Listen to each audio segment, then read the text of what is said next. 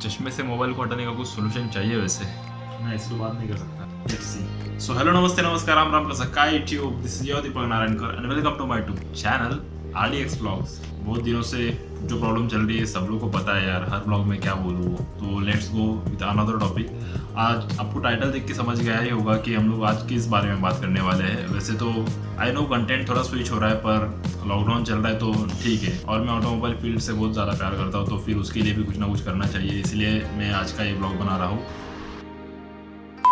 कुछ दिनों पहले मैंने बताया था कि आपको अगर बाइक खरीदनी है तो आपको ये टाइम परफेक्ट है, तो आप वो वाला ब्लॉग देख सकते हैं। यहाँ पर शायद से यहाँ पर ये एक आपको लिंक मिल जाएगा।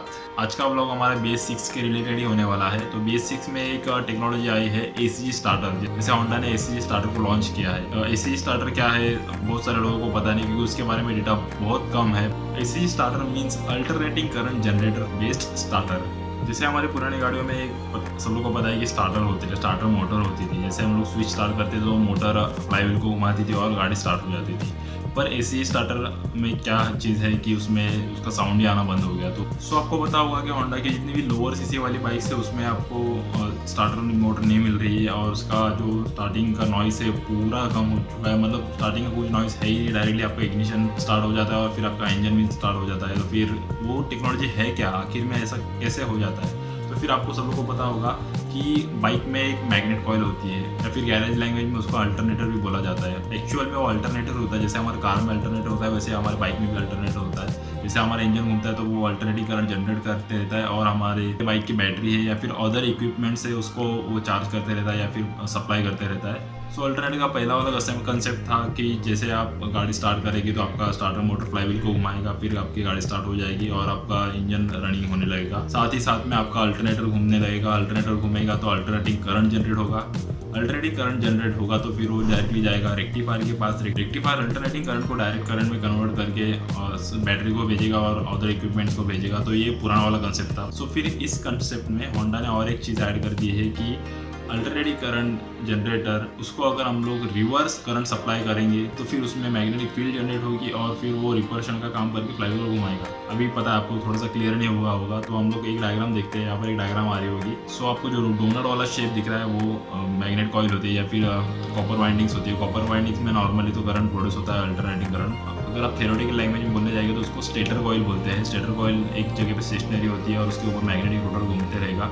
फिर जब जैसे वो मैग्नेटिक रोटर घूमेगा तो अल्टरनेटिव करंट प्रोड्यूस होता है, और जो मैंने पहले बताया वैसे सब होता है। पर इस ACG स्टार्टर में क्या होता है, आपकी गाड़ी जब स्टेडी पोजीशन पे होगी तो वहाँ पर तो स्टार्टर मोटर है नहीं, फिर स्टार्ट कैसा करना है? तो जैसे ही आप सेल्फ का बटन प्रेस करेंगे तो फिर आपकी बैटरी से direct current alternative current generator system, मतलब जो आपका मैग्नेट कॉइल है उसके अंदर से पास हो जाएगा। आपको तो पता है कि कोई भी कॉपर वाइंडिंग्स में से आप अगर करंट फ्लो करोगे तो फिर उसके इर्द गिर्द, मतलब उसके सराउंडिंग में आपको मैग्नेटिक फील्ड जनरेट होगी। तो एक बात क्लियर हो गई कि आप जैसे ही सेफ का बटन प्रेस करोगे तो आपको बैटरी से डायरेक्टली करंट उसमें फ्लो होने लगेगा और फिर मैग्नेटिक फील्ड जनरेट होगी। तो नेक्स्ट बात है कि फ्लाईव्हील कैसे घूमेगा फिर?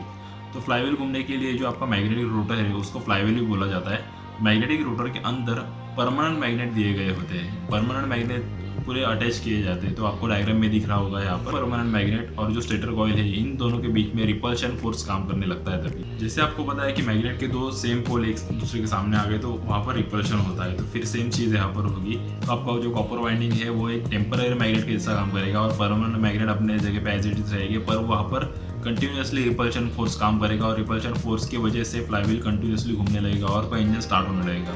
तो फिर ये होंडा ने टेक्नोलॉजी बहुत अच्छी लाई है। पर आपको एक बात बता दूं कि होंडा कंपनी ने इंडिया में इस टेक्नोलॉजी को लाया है, पर ये टेक्नोलॉजी बाहर की कंट्री में पहले से ही चल रही थी। जैसे वेस्पा है या फिर यामा है, इन जैसे बहुत सारी कंपनियों ने ये चीज़ पहले अप्लाई कर दी थी, पर अपने इंडिया में होंडा ने ये चीज़ नहीं लाया है, इसलिए होंडा का उस पर पेटेंट है इंडिया में। सो इस टेक्नोलॉजी के हम लोग कुछ एडवांटेजेस भी देखते हैं। एडवांटेज उसका फर्स्ट है कि उसमें कोई भी आपको गियर मेशिंग का साउंड नहीं मिलेगा। मीन्स आप अगर जब गाड़ी स्टार्ट करोगे फिर वहाँ पर कोई भी गियर मेशिंग का साउंड नहीं होगा, जो खिच खिच खिच स्टार्टिंग वाली कुछ आवाज़ आती थी ऐसी कुछ आवाज़ आती थी पहले, फिर वो वाली आवाज़ होंडा की गाड़ियों में नहीं आएगी। और सेकेंड एडवांटेज है कि वहाँ पर कोई भी फ्रिक्शन नहीं होगा, तो फ्रिक्शन नहीं होगा तो आपकी हीट जनरेट नहीं होगी, और हीट जनरेट नहीं होगी तो आपका पावर लॉसेस भी नहीं होगी। तो फिर ये सेकेंड एडवांटेज है, उसकी वजह से आपका इंजन का एफिशिएंसी भी बढ़ जाएगा। थर्ड एडवांटेज है कि आपका फ्यूल इकोनॉमी बढ़ जाएगा। फ्यूल इकोनॉमी कैसे बढ़ेगा, जैसे आपको मैंने पहले बताया कि फ्रिक्शन नहीं होगा, हीट जनरेशन नहीं होगी, पावर लॉसेस नहीं होगी,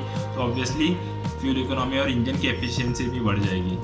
फिर ये चीज़ें होती है। सो होंडा ने क्लेम किया है कि 10 से लेके 16%, मतलब 10 to 16% ऑफ आपका फ्यूल इकोनॉमी बढ़ जाएगा। और हाँ, ये इसी टेक्नोलॉजी सिर्फ लोअर सीसी वाली बाइक्स में ही काम करे, क्योंकि अगर हम लोग ने अगर ये टेक्नोलॉजी हायर सेगमेंट के लिए यूज़ की तो फिर वो काम ही नहीं कर पाएगी, क्योंकि ये सिस्टम सिर्फ मैग्नेटिक रिपल्शन फोर्स पे काम करता है। तो फिर अगर आपका हायर सीसी वाला इंजन होगा, मीन्स आपका 200, 250 या फिर 500 या फिर 1000 सीसी, आप जैसे आपको कर रहे हैं वैसे, तो आपका इंजन अगर बड़ा है तो उसका ऑब्वियसली क्रैंकशाफ्ट भी बड़ा होगा। क्रैंकशाफ्ट अगर बड़ा होगा मतलब उसका वेट ज़्यादा होगा, और ये मैग्नेटिक रिपल्शन फोर्स उतना फोर्स नहीं जनरेट कर पाएगी कि आपका जो फ्लाईव्हील है उसको घुमा पाए। तो फिर ये चीज़ सिर्फ लोअर सेगमेंट में, मतलब 100 या फिर मैक्स टू मैक्स 150 सीसी के लिए काम करेगा। सो आई होप आपको एसी स्टार्टर क्लियर हो गया होगा। तो thanks for watching this video. If you like this video please like, share, subscribe, जो करना ही करो यहाँ पर। ये कंटेंट ज़्यादा से ज़्यादा लोगों तक स्प्रेड करो, क्योंकि एसी स्टार्टर के बारे में बहुत कम नॉलेज है अभी फ़िलहाल तो। So take care, bye.